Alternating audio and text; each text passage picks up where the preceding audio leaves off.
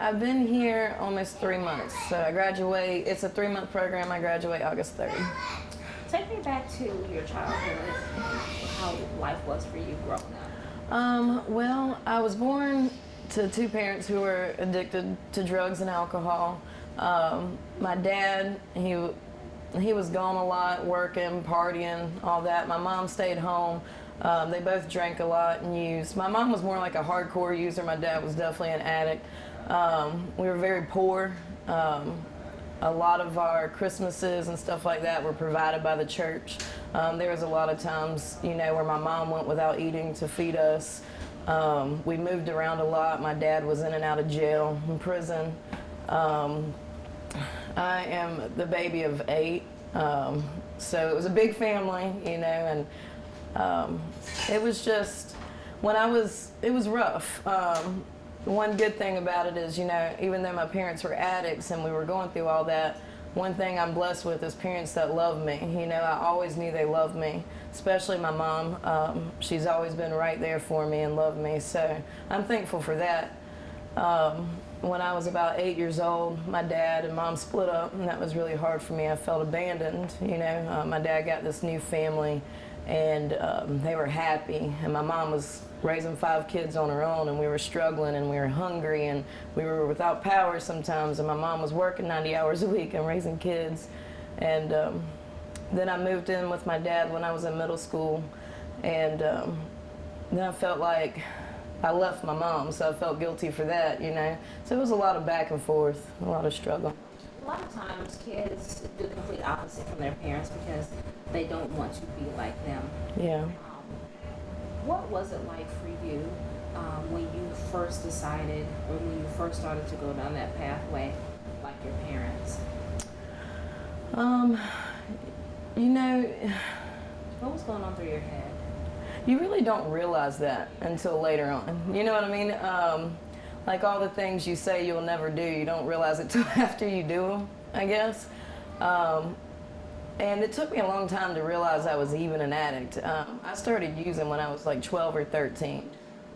Started smoking weed and drinking and then doing cocaine.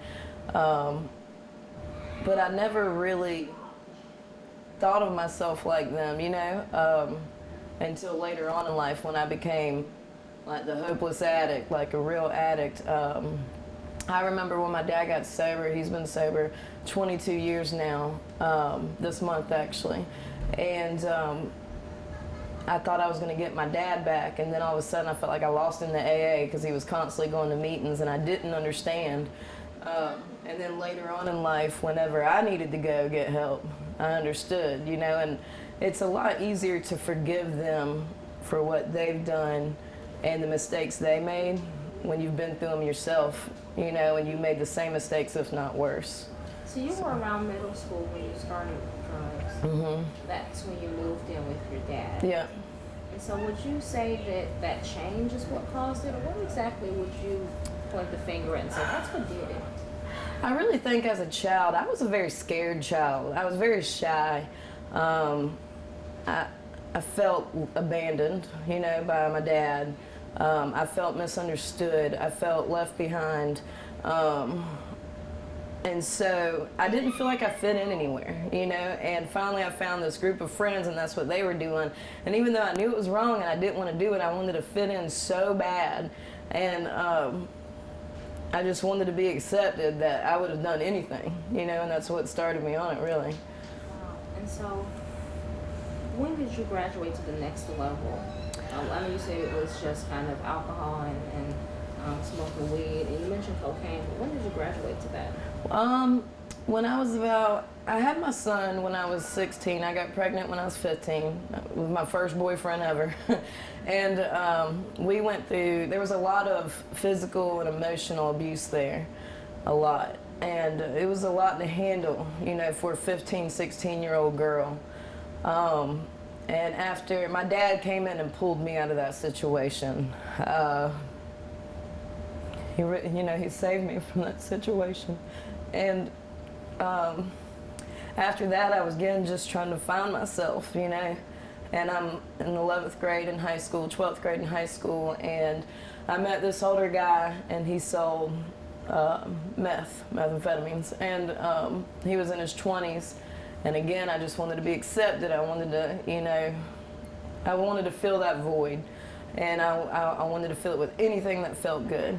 So he turned me on to that, and he started having me get rid of it for him, and all of a sudden I'm around all this exciting stuff and lots of money and guns and just all these things you see in the movies, really, in high school. And so that was the start of it.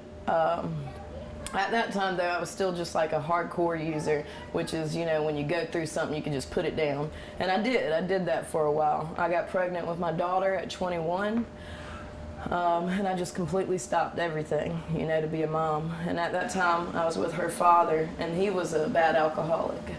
And I wanted to do right. That's what I've always wanted, is a family. I wanted to be a good wife, a good mom, and have that family that I never had, because mine fell apart, When did things turn for the worse?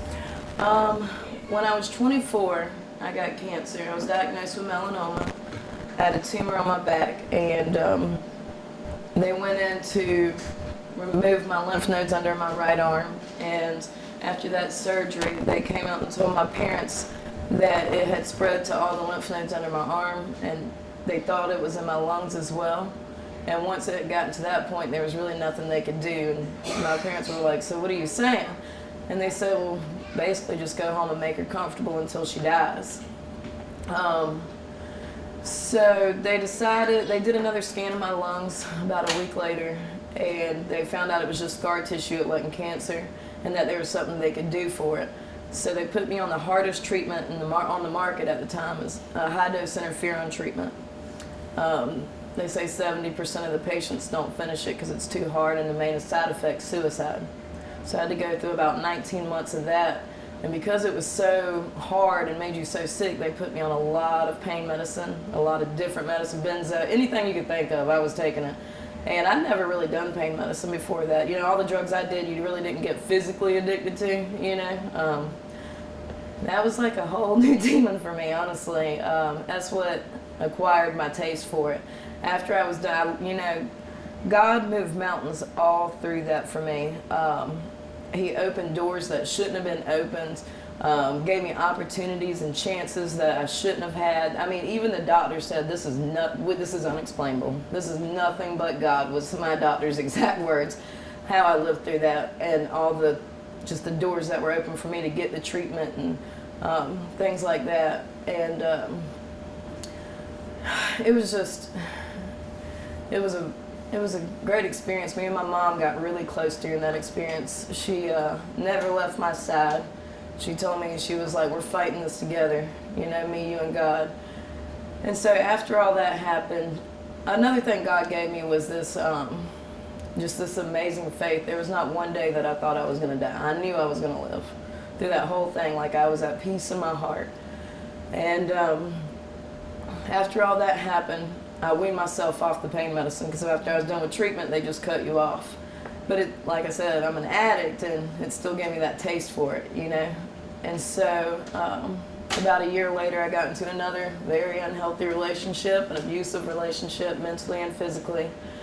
And on my birthday, he talked me into shooting up for the first time, heroin.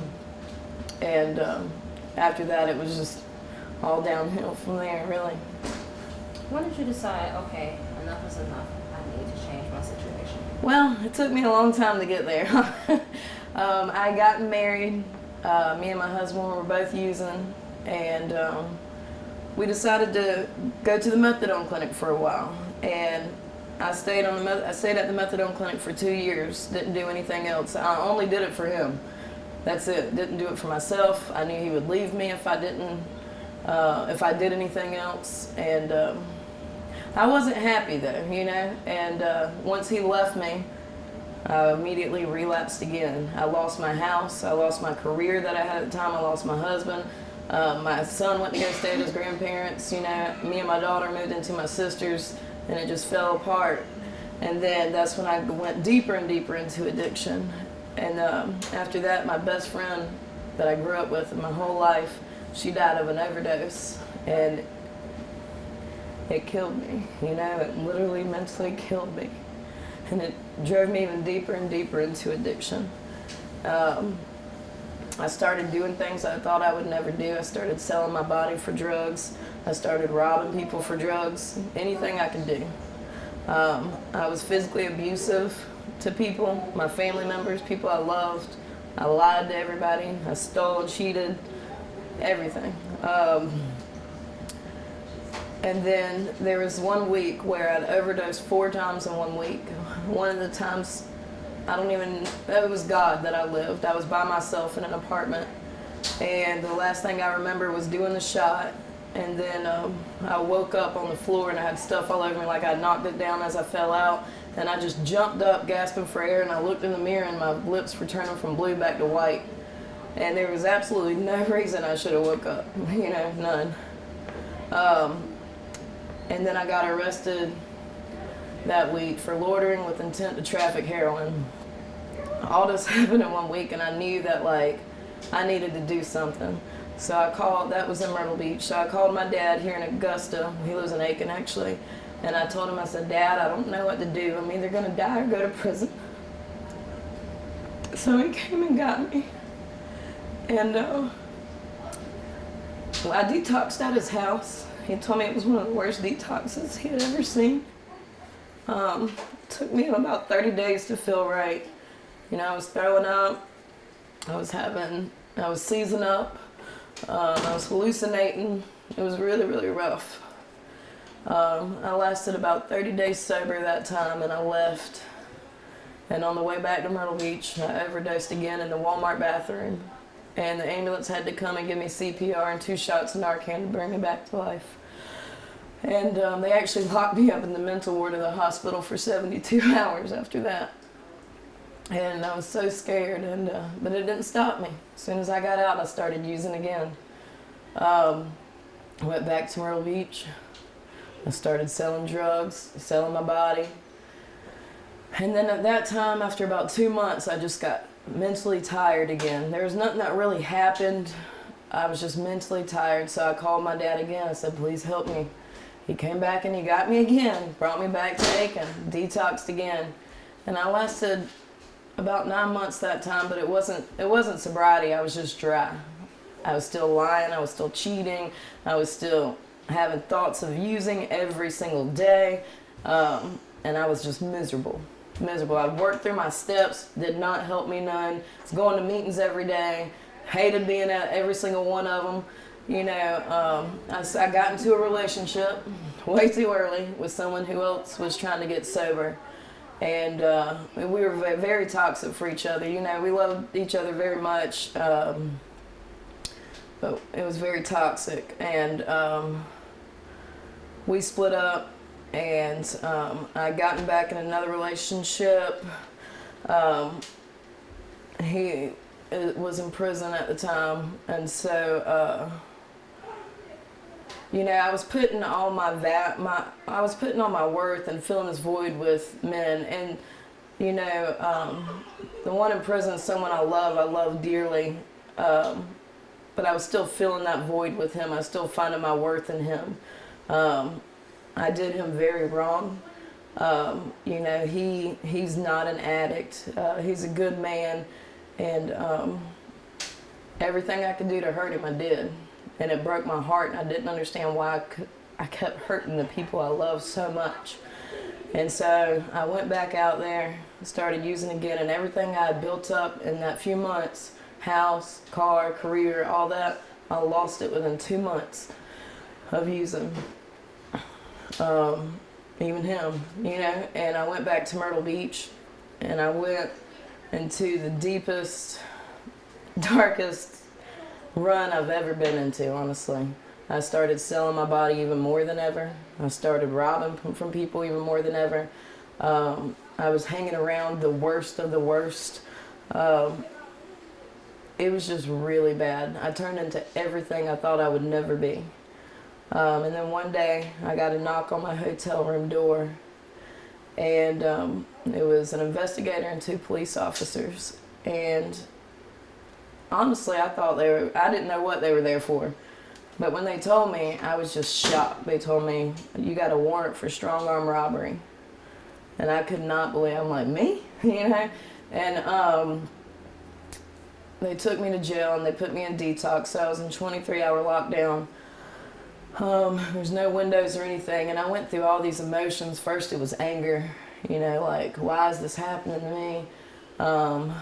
Then just went through all these emotions to the point where finally I broke down and I landed on my knees and I was like, God, it wasn't, please get me out of jail. It wasn't, please, you know, stop, make it, like, help me not be an addict anymore, any of that. It was, God, please save my soul. I felt like I sold my soul. I don't know who I am anymore. You know, your soul is your emotions, your thoughts, you know, your mind. And mine was not mine anymore. I didn't know whose it was. I couldn't look at myself in the mirror because I hated who I saw. I hated who I felt like I was. I hated everything about who I became. So I dropped to my knees and I said, God, if you can do one thing for me, please just save my soul. Please just save me. Save me from all of this. And again, man, he moved mountains in my life. You know, my mom, she doesn't have a lot of money. Now my bond was really high. And somehow my sister and my mom got up that money to get me out of jail.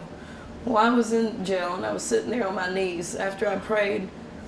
I was at rehab another time in Greenwood, and the rehab was shutting down, and Cliff and the girls from Catherine's Way came and they spoke with us, you know, because our rehab was shutting down, so they just came to minister to us. And I remember thinking while they were there, like, you know, they say,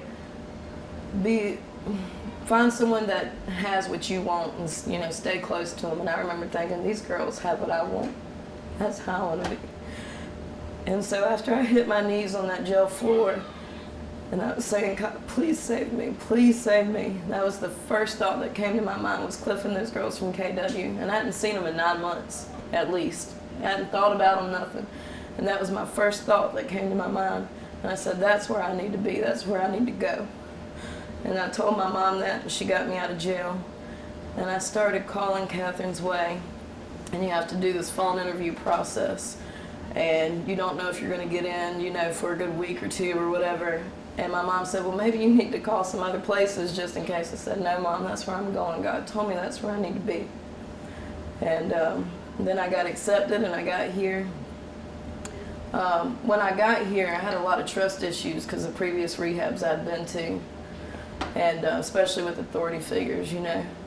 And I had a dream the first week I got here.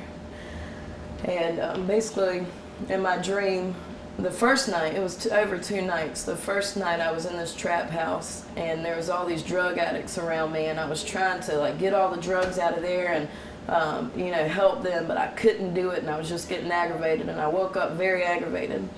And then the second night I was in the same house, and there was all these babies of drug addicts in there, and I'm trying to help them, and it's Christmas time, and I'm trying to get up like Christmas presents for them, and it was just a big struggle. And then Cliff and Anna were there. I'd met Cliff twice, never met Anna yet, but they were in my dream. And they started helping me, and they started helping me put this Christmas tree together, and we were up close to it, and it just looked real scraggly and just bad, you know, like everything looked bad. And they kept, I was just like, this ain't gonna work, this ain't gonna work, these kids deserve better, this ain't gonna work. And they kept telling me, just finish, just keep working, it's gonna be good, we promise, it's gonna be good. And I'm like, there's just no way, but I kept working at it. And then we were done, they're like, now step back and look at our work. And so I stepped back, and it was like a perception change, and it was this big, beautiful Christmas tree, and it was all filled with presents underneath, and I was just like, oh my God, like, thank you. And I woke up and I realized that God was telling me that I can't do it alone, and that was what the first dream was about. But with the people He put in my life, I can trust them, and if I keep working at it, I will have a perception change, and I'm going to see things differently, and that I could trust these people. So, when you were going through rehab before, how many did you go through before you ended up here? this is my 4th one, but I've never finished one. So, And this one had a different approach. yeah. Why is it better for you?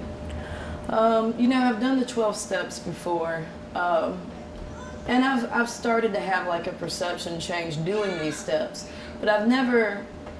The 12 steps are supposed to lead you into a spiritual awakening. They're supposed to lead you closer to God, and I've never been close with God. You know, I've done the steps, but I never got that intimate relationship with Him. And so when I got here, I didn't believe in Jesus at all, first of all. And the only God I believed in was one I created in my mind. Either, you know, it was all good. Like, I didn't have really any understanding of Him and or how He worked. And I only prayed when I really, really, really needed something, you know.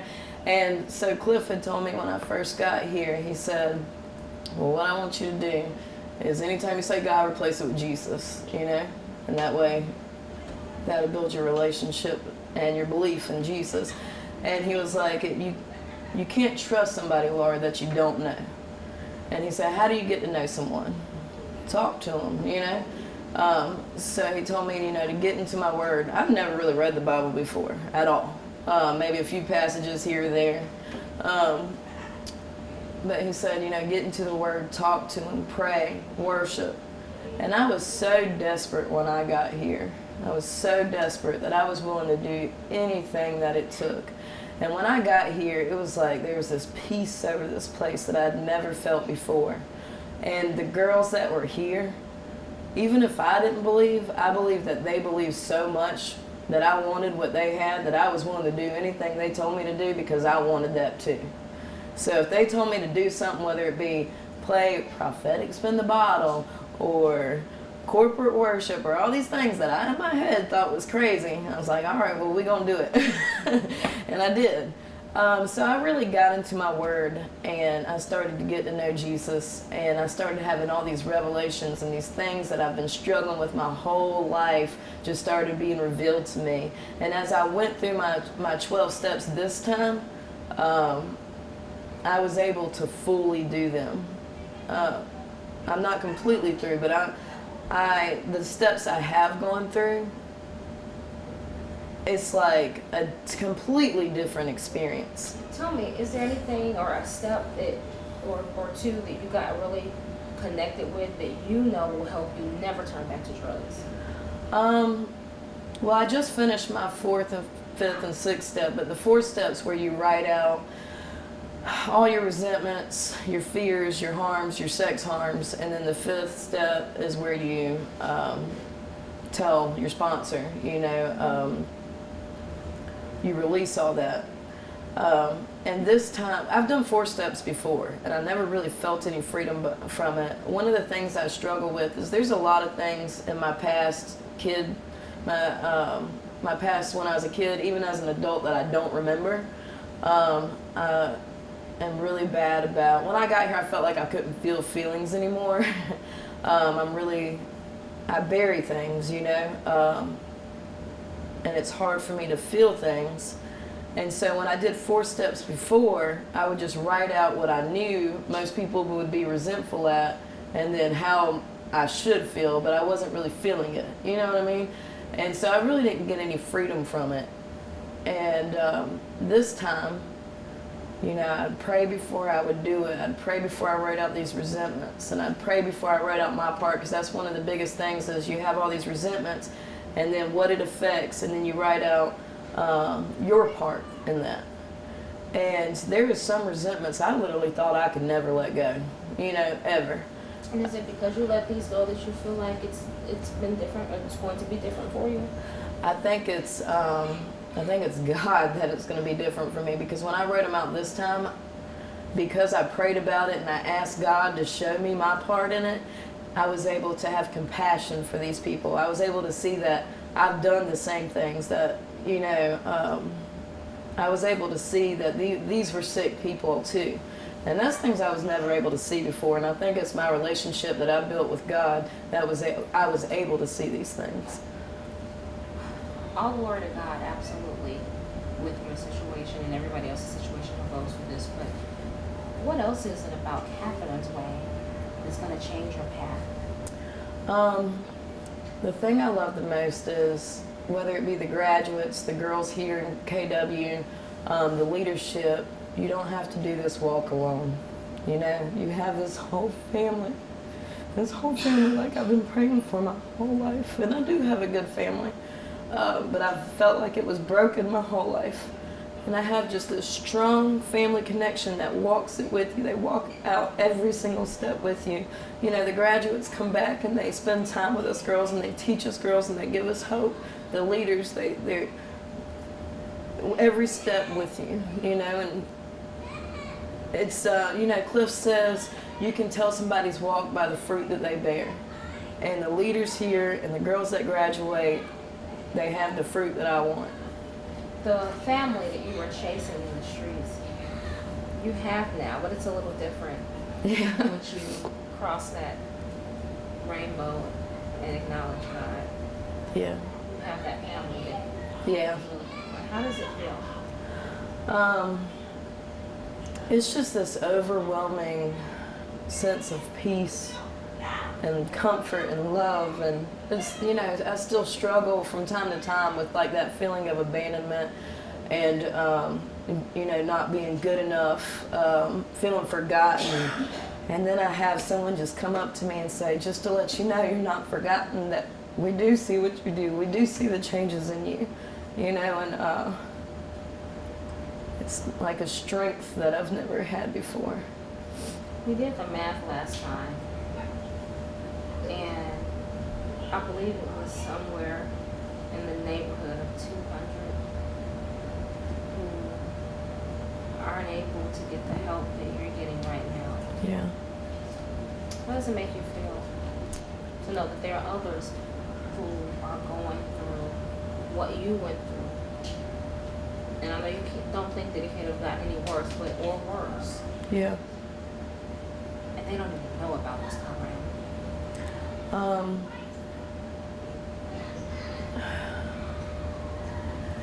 It breaks my heart, because no matter what you're going through, no matter how bad you think it's gotten, you know, there is an answer out there. And whether it be Catherine's Way or another place, you know, if you really get to that point where you surrender and you want change in your heart, God's going to lead you to where you need to be. And that's what he did for me here. So I hope that's what this does, is tells women, men, addicts, alcohol, everybody, you know, when you do get to that place where you want the change and you want a better life, that you can reach out, and with you having that heart change, you're going to get help, and you can get help, and it's going to be, you're going to live a better life. And talk about that better life. Talk about if you had the opportunity for an addict to hear this. Tell me, as a mother who wasn't able to see her kids, as a daughter who wasn't able to be with her parents, you couldn't live your own life. Even when you were out on your own, you really couldn't live this thing. Yeah. What would you tell another addict who's struggling at this very moment? One thing that's happened in my life, you know, there's promises in this program. God gives you promises. God promises restoration, and it may not be in your time, and it may not be how you want it to be, but it will happen as long as you follow him and as long as you're doing the right things. Just in my case, you know, I have a whole family that's proud of me now. I have a whole family that believes in me. My kids are so happy they came to see me. I have a family that doesn't worry about me every day. And it feels good to know that people respect me again, can rely on me, can trust me, and that they're proud of me. And it's because I put in the work, and it's because I had a hunger. It's because I had desperation, and it's because I'm in God's will. And that's the only reason that happened, you know. And God will give you your heart's desires, and if that's what you desire and you're following him, he promises that. So what's next when you leave here? Well, I'll be going into transition. You know, with everything I've been through, it's going to take a long time to work on me and it's not just a 3-month process, it's a lifetime process. And so I'm excited to grow with my sisterhood here. You know, that's one thing I've always found my value and my worth in men. And today I'm trying to find that in God. I'm trying to grow closer to women in my sisterhood here. You know, I'm going to start working soon. You got to find a job 2 weeks before you graduate. So I'm starting that soon, and I'm excited about that. I'm excited about giving back to the new women who come. That is really my passion. My mom's always told me that too. She said, God has a plan for you, and you're going to help a lot of people. And I've always known that, and I've always believed that. And I know I have the strength to do it. You know, God's told me that. And I know it's going to take a lot more strength. So I want to build on that, because that's my passion, is to help people who's going through what I've been through and help them find the life that I've found through God.